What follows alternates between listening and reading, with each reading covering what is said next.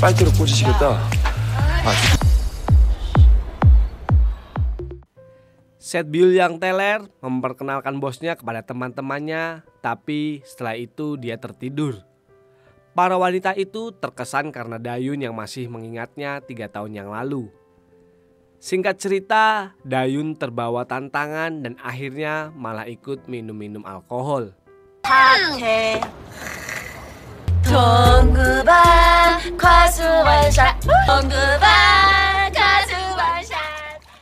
Di dalam taksi, Yeonjo melihat kelakuan pacarnya dan menganggap Dayun lebih memilih pesta dengan gadis-gadis remaja daripada bersamanya.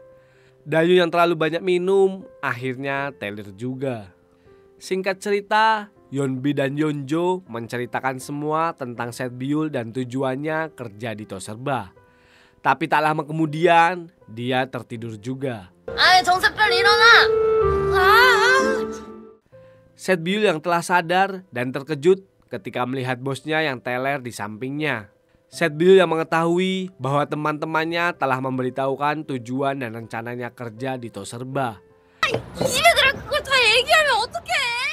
Dan Yeonjo telah ketahuan mengintip dan segera pergi.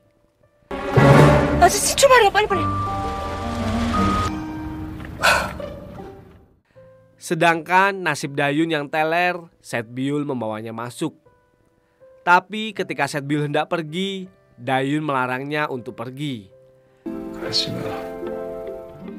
Saat itu Setbiul merasa senang. Tapi tak lama kemudian keluar sebuah nama dari mulut Dayun. 연주 씨? Itu membuatnya marah. Di tempat lain, Yeonjo telah sampai di rumah, tapi terus teringat dengan Dayun. Yeonjo memutuskan untuk mengirim pesan, tapi dia bingung. Dan tanpa sengaja pesan itu terkirim. Dia yang sempat panik dan segera menghapus pesan tersebut. Di sisi lain, Pak Guru sedang menahan murid-muridnya yang telat. Tapi tak lama kemudian Yeonbi baru datang dengan seenaknya dan tanpa bersalah. 안녕하세요. 안녕. Pak Guru itu tidak membiarkan begitu saja. Dia yang mengetahui Junbi bau alkohol menyuruh agar tidak melakukan hal itu lagi. Dan malah memberikan madu rasa. Karena ayah Yeonbi adalah pimpinannya, jadi ya wajarlah kalau begitu. Scene berpindah. Dayun telah dipenjara. Yeonjo juga ada di sana. Tapi dia hendak kencan dengan sipir penjara dan pergi berdua begitu saja.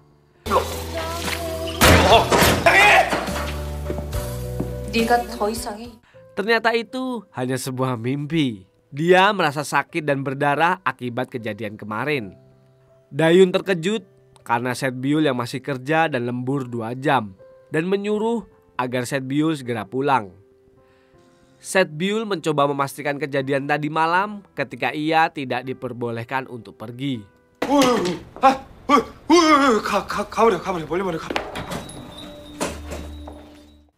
Kemudian ada seorang pemuda datang untuk membeli 2 bungkus rokok. Ketika minum, Dayun teringat kejadian tadi malam, lalu segera memeriksa semua total yang belum dibayar. Dayun yang kesal segera menelepon Setbiul, tapi malah melihat sebuah pesan dari kekasihnya yang telah dihapus dan mencoba mengingat apa yang sebenarnya terjadi. Singkat cerita, Dayun menanyakan mengenai pesan yang telah Yeonjo hapus. Tanpa banyak jawaban, Yeonjo mengajak Dayun makan malam dan bertemu langsung.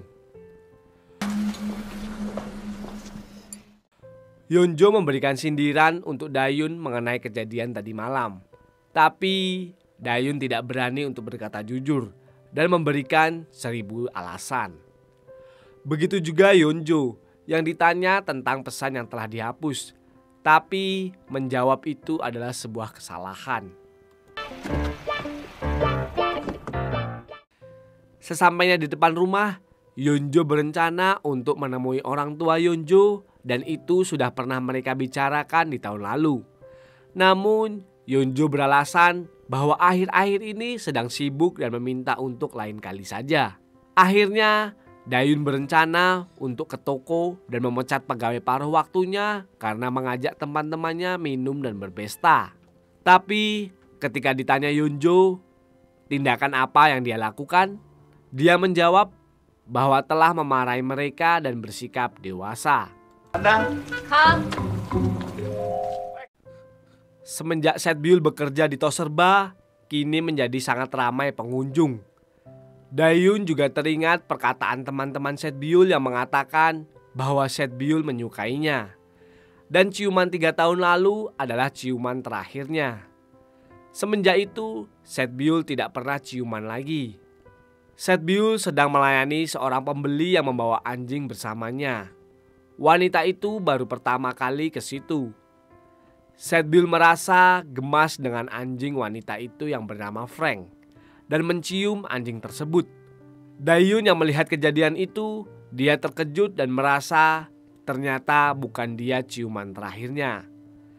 Tanpa sengaja, pembeli itu bertemu dengan Dayun dan mengetahui bahwa dia adalah manajer di situ. Dayun berusaha so akrab, tapi malah 한번 안아보실래요? spontan Dayun menghina anjing tersebut. Sang majikan yang tersinggung dan bergegas untuk pergi. 저기요, 고객님 프랭크. Padahal wanita itu berniat untuk menjadi pelanggan di Toserba bersama keluarganya. Dayun memanggil Setbyul lalu memarahinya karena semalam mengundang teman-temannya untuk minum di jam kerja dan mengambil seenaknya tanpa membayar. Setbyul mengaku bahwa dia telah membantu penjualan tokonya. Teman-temannya juga telah membayar semua dan menaruh di saku celana Dayun. Setbyul mencoba untuk mengingatkan malam itu.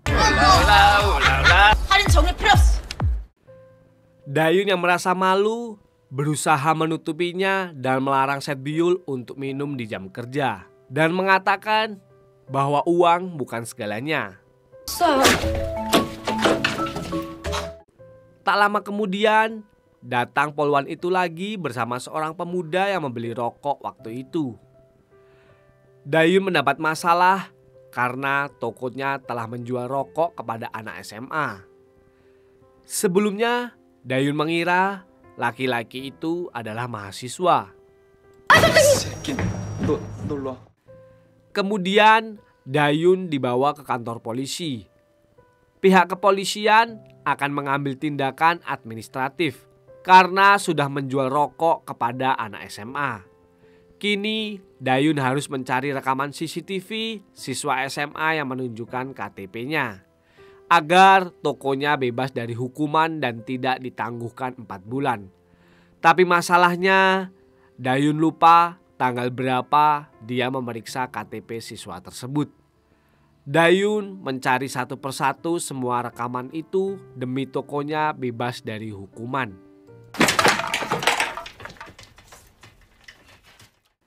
Setbyul tidak mau untuk pulang karena ingin mencoba untuk membantu. Kemunculan Dalsik membuat Setbyul ragu. Apakah dia benar-benar teman Dayun sesungguhnya? 그건 나중에 걱정하고 증거 영상부터 찾아야죠. 좀 찾았어. 제가 동안이라서 좀 오해하셨나 본데요. Singkat cerita, Dalsik menyuruh agar Dayun beristirahat dan dia akan melanjutkan pencarian tersebut. 견아, 나만 믿어. Tapi itu tidak bertahan lama. Yeonbi dan Yeonjo saat itu juga ada di sana. Mereka merasa seperti di dalam museum dan berhadapan langsung dengan spesies purba. Pertemuan yang kurang baik antara Yeonbi dan Dalsik membuat percekcokan di antara mereka terjadi.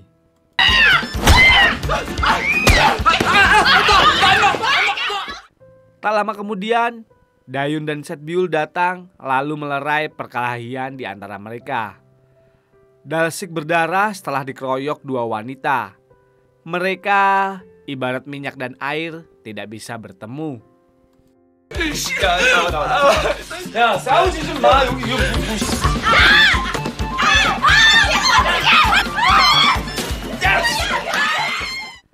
Setbyul memarahi teman-temannya karena telah berkelahi. Mereka disuruh untuk lembur mencari rekaman tersebut sampai ketemu.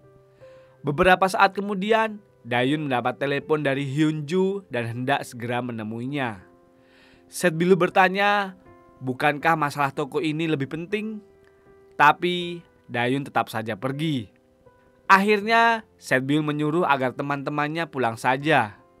Hyunjo ternyata mobilnya mogok. Dayun disuruh agar mengurusnya. Pihak asuransi akan segera datang, sedangkan dia harus segera pergi karena ada meeting. Dayun kini bersama pihak asuransi, tapi tiba-tiba dia melihat siswa yang menyamar dan membeli rokok di toko waktu itu. Dayun menghampirinya lalu menanyakan kapan siswa SMA itu pertama kali datang ke tokonya. Tapi remaja itu tidak memberikan jawaban. Dayun baru mengetahui dari remaja itu jika tokonya ditangguhkan hanya rokok yang tidak boleh dijual, tapi bisa menjual yang lain. 야, 나 이 쓰레기 같은 새끼. 아유, 씨. Tak lama kemudian, Dayun mendapat telepon dari Setbyul bahwa Toseba dalam masalah. 아유, 진짜 너 진짜 이거 전화만 아니었으면 진짜 내가 Keberadaan remaja tersebut telah dilacak oleh Yeonbi dan Yeonjo. Mereka memberitahukan Setbyul lokasi keberadaan remaja tersebut. Remaja itu ternyata tahu Setbyul dan membeli rokok saat Setbyul tidak berjaga di kasir. 근데 내가 왜 이런 줄 알아? 때리면 경찰에 신고할 거예요. 따라해! 담배가! 담배가 마지막으로 묻는다. 그날 언제야? Setbyul akhirnya berhasil mengetahui tanggal pertama kali pembelian rokok. 뭘. Dan mereka berhasil mendapatkan video rekaman CCTV. 이거면 행정처분 구제 받을 수 있겠죠? 야, 고마워. Dayun yang mengetahui tangan Setbyul terluka, dia berusaha memberikan obat. Dayun menanyakan Setbyul mengapa dia begitu peduli dengan Toserbanya. Setbyul beralasan karena dia akan dijadikan pegawai resmi jika berhasil mendapatkan rekaman tersebut. Tapi Dayun tidak mengingatnya. Akhirnya Setbyul berusaha untuk mengambil kembali rekaman CCTV tersebut. Dan malah yang terjadi,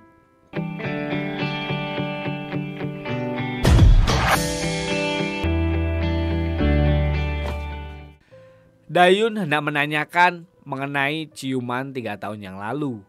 Namun dia grogi sendiri dan tidak jadi, malah mengatakan hal-hal yang tidak jelas lalu pergi. Dayun khawatir jika telah memperlakukan Setbyul seperti apa yang dialaminya di masa lalu. 이거 이 보도 좀 네가 쓴 거야 이거? 부장님, 그거 제가 쓴 겁니다. Yaitu selalu disalahkan. Padahal itu bukanlah pekerjaannya. Singkat cerita, Dayun menelepon kekasihnya dan memberitahukan bahwa dia tidak jadi memecat pekerja paruh waktu di tokonya. Sebelumnya telah terjadi kesalahpahaman, ternyata Toserba sangat membutuhkan bantuan dari pekerja paruh waktu. Di sisi lain, Setbyul mendapat kiriman video dari Yeonbi yang didapat dari rekaman CCTV. Setbyul melihat itu menjadi bahagia dan malah mengikuti tarian Dayun. Di tempat lain, Dayun takut jika Setbyul melakukan pesta dengan teman-temannya lagi. Akhirnya memeriksa CCTV dari ponselnya dan menemukan Setbyul yang menari-nari saat jam kerjanya.